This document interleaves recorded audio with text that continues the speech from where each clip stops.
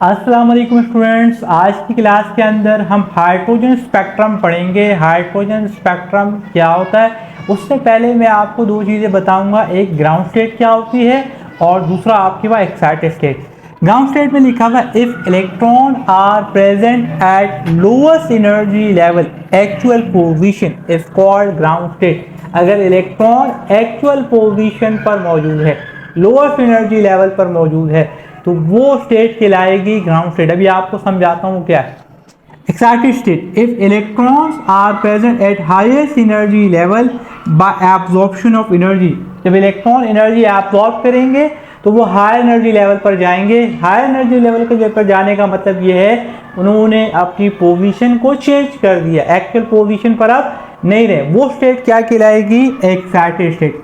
For example, बच्चों के हमारे पास एक हाइड्रोजन एटम है और ये बात हमको पता है कि हाइड्रोजन एटम के पास एक ही इलेक्ट्रॉन मौजूद होता है। अब ये एक इलेक्ट्रॉन जो है वो एनर्जी एब्जॉर्ब करेगा। एक ही इलेक्ट्रॉन है, लोअर एनर्जी लेवल पर है, तो ये स्टेट कहलाएगी ग्राउंड स्टेट। तो जब ये एनर्जी एब्जॉर्ब कर लेगा इलेक्ट्रॉन, तो ये हायर एनर्जी लेवल पर चला जाएगा। और हायर एनर्जी लेवल पर जाने का मतलब है कि ये शेल नंबर 1 एनर्जी लेवल 1 को छोड़कर हायर एनर्जी लेवल पर शेल नंबर 2 या 3, वो डिपेंड करता है कितनी एनर्जी वो एब्जॉर्ब कर रहा है, वहां चले जाएगा। अब ये इलेक्ट्रॉन यहाँ आ गया, ये कहलाता है एक्साइटेड स्टेट। देखिए एक्साइटेड स्टेट पर कब जा रहा है? ये एक्साइटेड स्टेट पर उस वक्त जा रहा है जब ये इलेक्ट्रॉन एनर्जी एब्जॉर्ब कर रहा है। एनर्जी एब्जॉर्ब कर रहा है, एक्साइटेड पर चला गया। अगर यही इलेक्ट्रॉन जब एनर्जी इमिट करेगा, तो इमिट करने पर ये दोबारा ग्राउंड स्टेट की तरफ मूव करेगा, दोबारा इस फॉर्म में आ जाएगा। एनर्जी इमिट करने पर एब्जॉर्ब कर रहा है, हाई एनर्जी लेवल पर जा रहा है। हाई एनर्जी लेवल को हम कह रहे हैं excited state, lower energy level को हम कह रहे हैं ग्राउंड स्टेट। अब इसकी बेस पर जब हाइड्रोजन एटम के अंदर इलेक्ट्रॉन एक्साइटेड स्टेट पर मौजूद हो और वो एक्साइटेड स्टेट से एनर्जी रिलीज करके, रेडिएशन रिलीज करके वो लोअर एनर्जी पर मूव करे, इसमें डिफरेंट सीरीज आपके पास बनती है। उन सीरीज को हम कंपाइल करके हाइड्रोजन स्पेक्ट्रम में पढ़ते हैं। अभी आपको मैं बताता हूँ हाइड्रोजन स्पेक्ट्रम क्या होता है। अच्छा बच्चों, मैंने आपको समझा दिया है ग्राउंड स्टेट क्या होती है और एक्साइटेड स्टेट क्या होती है। मैंने आपको बताया था कि हाइड्रोजन स्पेक्ट्रम रेडिएशन जब इमिट होती है तो आपके पास स्पेक्ट्रम बनता है। अब वो हाइड्रोजन एटम के अंदर अगर इलेक्ट्रॉन एक्साइटेड स्टेट पर मौजूद हो, लेट्स सपोज कर लें ये डिफरेंट एनर्जी लेवल को हमने यहाँ पर बनाया है और आपके पास एनर्जी लेवल सर्कुलर पाथ में होते हैं, उसको हमने स्ट्रेट करके बना दिया ताकि समझना आसान हो आपके पास। ये हाइड्रोजन एटम का ग्राउंड स्टेट है शेल नंबर 1, और शेल नंबर 1 से ग्राउंड स्टेट से इलेक्ट्रॉन ने एनर्जी एब्जॉर्ब करके हाई एनर्जी लेवल पर चला गया, एक्साइटेड स्टेट पर मौजूद है। अगर एक्साइटेड स्टेट से देखो, ये एनर्जी लेवल 2 से N2 से लेकर N7 तक ये सब के सब एक्साइटेड स्टेट है।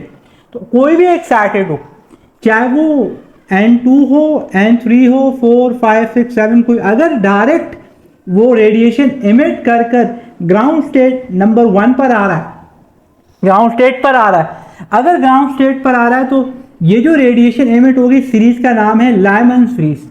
देखिए लायमन सीरीज के अंदर ये बात तो कंफर्म है कि N1 क्या है, जहां पर आ रहा है वो आपके पास शेल नंबर 1, और N2 कुछ भी हो सकता है, वो 2 भी हो सकता है, वो 3, 4, 5, 6 कुछ भी हो सकता है। अच्छा, दूसरी बात, आपके पास रीजन, जिस रीजन पर रेडिएशन एमिट होगी, डिफरेंट रीजन होते हैं, तो ये यूवी अल्ट्रावायलेट फॉर रीजन है। अच्छा, इसमें जो वेव नंबर का फॉर्मूला आपने बनाया था, wave number is equal to R, मैंने कहा आर भी इस्तेमाल होता है, आर एच भी इस्तेमाल होता है। राइडबर्ग कांस्टेंट N1 की जगह पर आपने 1 लिख लिया, बाकी फॉर्मूला सेम है। अगर एक्साइटेड स्टेट से एनर्जी लॉस करके वो एक्साइटेड स्टेट ही में आ रहा है और वो शेल नंबर 2 में आ रहा है, शेल नंबर 2 में किसी भी एक्साइटेड स्टेट से अगर शेल नंबर 2 में आ रहा है तो वो सीरीज आपके पास कहलाती है बाल्मर सीरीज। और बाल्मर सीरीज के अंदर आपके पास जो N1 की वैल्यू है वो है 2 है, यहाँ भी लिखा हुआ है N1 2 है, N2 आपके पास जहाँ से वो इलेक्ट्रॉन एमिट कर रहा है आपके पास एनर्जी और रेडिएशन एमिट करके वो यहाँ आ रहा है, तो वो जहाँ से आ रहा है वो 3 4 5 6 कुछ भी हो सकता है। यहाँ जो रीजन है वो यूवी विजिबल रीजन में आपके पास रेडिएशन एमिट होंगी। फॉर्मूले में N1 की जगह पर हमने क्या लिखा हुआ है 2 का स्क्वायर। इसी तरीके से अगर एक्साइटेड स्टेट नंबर 3 में आ रहा है हायर एक्साइटेड स्टेट से, तो वो आपके पास कहलाएगा पैशन सीरीज। इसमें N1 की वैल्यू है 3, N2 आपके पास वेरी कर सकता है 4 5 6 7, यहाँ से वो इलेक्ट्रॉन एमिट कर रहा है, रेडिएशन आ रहा है, वो आपके पास यहाँ पर आपके पास जो रीजन है वो IR रीजन है, इंफ्रारेड रीजन, और N1 की जगह पर वैल्यू चेंज हो रही है, वो आपके पास 3 आ रहा है। इसी तरीके से अगर आपके पास फोर्थ एक्साइटेड स्टेट पर हायर एक्साइटेड स्टेट से इलेक्ट्रॉन आ रहा है तो वो ब्रैकेट सीरीज कहलाता है, और ब्रैकेट सीरीज में N1 की वैल्यू है 4, बाकी रीजन भी सेम, N1 की जगह पर वैल्यू चेंज आएगी। इसी तरीके से बच्चों अगर आपके पास एक्साइटेड स्टेट से एक्साइटेड स्टेट नंबर 5 पर इलेक्ट्रॉन आ रहा है तो ये कहलाता है पी फंड सीरीज।